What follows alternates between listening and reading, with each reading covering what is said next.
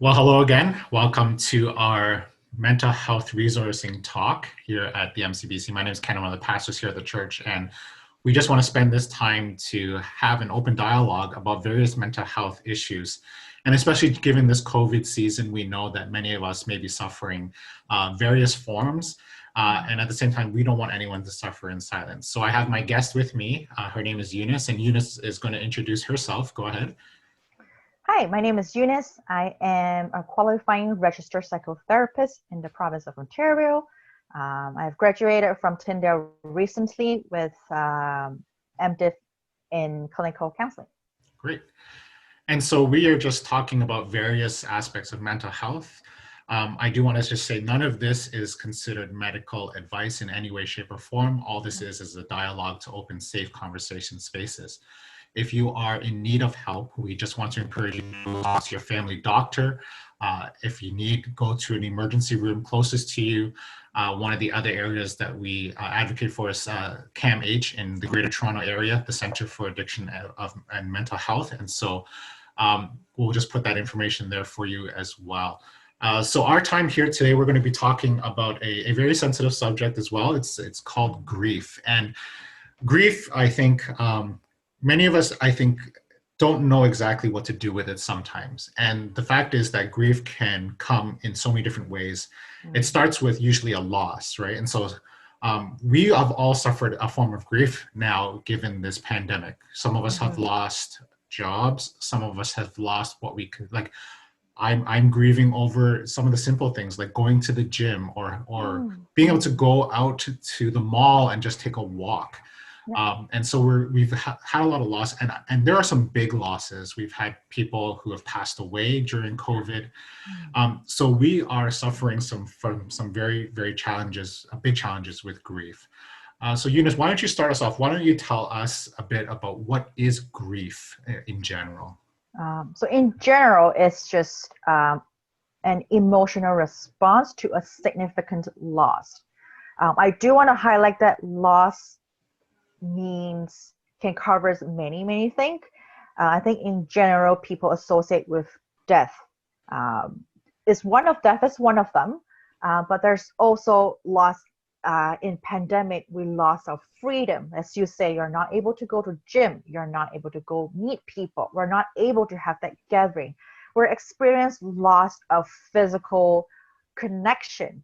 These are some kinds of loss that we need to grieve. And there's no right way to do it, and there's no normal timetable. It comes in waves, so it's hard for us to sort of like catch it, like, oh, when is it going to come, when it's not going to come, because it comes in waves. But later on, we're going to discuss some ways that help us to prepare when this wave comes. All right. So what are some of the ways that we respond to grief, whether they're positive or negative? We all have different ways we respond to it. So you won't have the exhaustive list, nobody does, but give us some ideas of how we respond to grief usually. So crying is the most common one. We feel like just to get it off our chest. That we have the tendency to retreat, to be in isolation, to have some moment to ourselves or some moment to mourn for the loss. And we're also, sometimes we feel guilt. We feel that depends on the situation. You feel guilty that you could have done more, you could have prevented it from happening. You feel that sense of, you start blaming yourself. But for some people that will experience such intense grieving moment, will feel like there's no life is no longer worth living. So this are the more intense symptom. But in general, like you said, it's people grieve differently and they react differently. But these are the more like common symptoms that people react to grief. You know, during this pandemic, one of the hard things for me personally has been when some of our members at the church have had people who passed away. And it's so hard to counsel people over this medium. And you can't even go and do the funeral service necessarily because of all the restrictions. How has COVID and can it affect our ability to grieve properly if we don't get to say goodbye, if we don't get to handle some things? Like how has this really challenged us today? What are some things that you've seen? Like what you said is you're not able to attend the funeral. There's no closure to us. And my understanding, there's also restrictions on funeral service. I think you can only have like up to between 8 and 10 people only in the funeral service. And that includes the funeral director. And if you have a minister there. So it's harder for family members or friends to say goodbye. And I also have experienced that because this is the time that you have experienced such a significant loss, you will yearn for, part of you will want to retreat, but part of you also would like to have that physical connection. And that's something that we're not able to get at this moment. All right. So what are some things we should be looking out for? What are some things that we can identify that maybe tell us someone needs help with grief? What are some signs that we can be attentive to? So isolation, they start to withdraw. That's some things you want to pay attention to. And in children, children are more interesting because sometimes they don't understand that they are grieving. They probably don't understand death. But they will react and like they will withdrawing, be more quiet. They have increased fears. They will have toileting problems, bedwetting, changes in sleeping or eating habits. They will feel very, very unsafe. Sometimes they will also start blaming themselves. They will tell you, oh, this happened is because of me. This happens because of me. So it's very important to what's happening to your children. And youth will experience some sort of same thing as well. And some of them will feel ashamed. They feel like they're different because they have experienced a loss. They feel like it's different. Therefore, they think they are different from every other people. That will bring a lot of like unsafe. They will feel very unsafe, very anxious. They will also start worrying about other people's safety. They always want to be more.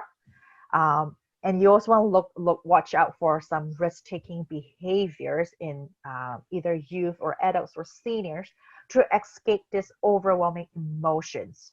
As we mentioned earlier, it's very, very overwhelming, and it comes in waves. Sometimes when it's hard, you find it very difficult to manage. You'll find things to help you to escape. So they're like drugs, drinking, reckless driving, more sexual contact. So these are the more, I guess, intense in youth, adults, or seniors. All right. So what are some helpful solutions for us to consider when dealing with grief then? Again, this is just, this list is not exhaustive. This is just a general idea because us grieve differently. It depends on the loss, depends on the relationship, depends on the depth of the bond that we have. But it's very important to face our feelings. Be honest to how we feel. If we're sad, we're sad. We're angry, we're angry. We feel guilty. Be honest to your feelings. And talk about your feelings with someone that you really trust. If you feel like it's just so hard for you to talk about it, then express this in a more tangible way. Like you can journal it, again, through music, and through art. And try to maintain your hobbies and interests. You may not be as motivated as before, but try to do them. If you like to play video games, and you find it is not motivated anymore, that's okay. We'll do 10 minutes. It still helps you to sort of to help you to stabilize your mood and to manage your feelings. And remember, don't let anyone tell you how to feel, and don't tell yourself how to feel, because our experience is very unique and is different. So don't let anyone tell you what to do, how to feel, and don't give yourself permission to do that to yourself as well. And make sure look after your physical health. All right. Any sort of last things to wrap up this talk on grief? Any other thoughts or general things that we should keep in mind?